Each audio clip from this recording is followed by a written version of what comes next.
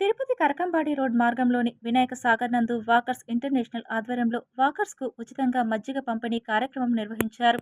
ఈ కార్యక్రమానికి ముఖ్య అతిథిగా తిరుపతి శాసనసభ్యులు ఆరణి శ్రీనివాసులు పాల్గొని సుమారు 500 మందికి మజ్జిగను పంపిణీ చేశారు. వేసవి తాపానికి మజ్జిగ ఎంతో శ్రేయస్కరమని తెలిపారు.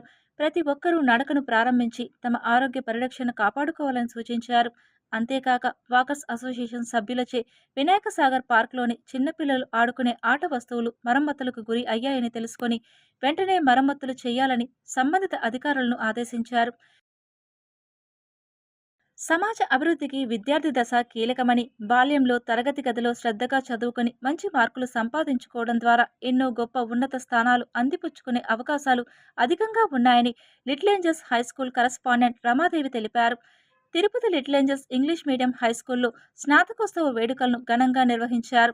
ఈ సందర్భంగా కరస్పాండెంట్ రమాదేవి విద్యార్థులను ఉద్దేశించి మాట్లాడుతూ, చిన్నారులు ఆరోగ్యకరమైన అలవాట్లను అలవరుచుకొని శుభ్రమైన ఆహారాన్ని తీసుకోవడం వల్ల అనేక ప్రయోజనాలు ఉన్నాయని, ముఖ్యంగా జంక్ ఫుడ్ వంటివి తినడం ద్వారా ఆరోగ్య పరిస్థితులు ఎదురవుతాయని, ఎటువంటి అనర్థాలకు గురి కాకుండా పరిసరాలను పరిశుభ్రంగా ఉంచుకోవడం ద్వారా సంపూర్ణ ఆరోగ్యవంతులుగా ఉండేందుకు అవకాశాలు అధికంగా ఉన్నాయని తెలిపారు.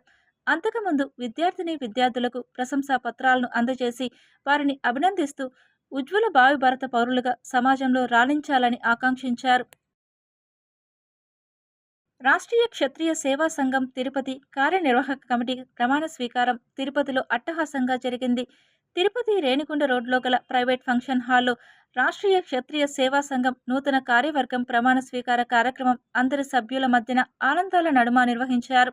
అధ్యక్షుడిగా అశోక్ రాజు, జనరల్ సెక్రటరీగా నారాయణబాబు, కోశాధికారిగా శివరాజు, గౌరవ అధ్యక్షులుగా డాక్టర్ బలరామరాజు, వర్కింగ్ ప్రెసిడెంట్గా బీరేంద్ర వర్మ, ఆర్గనైజేషన్ సెక్రటరీగా కీర్తిపాటి రాధాకృష్ణ వర్మ మరియు కార్యవర్గ సభ్యులు ఎన్నిక కావడం జరిగింది.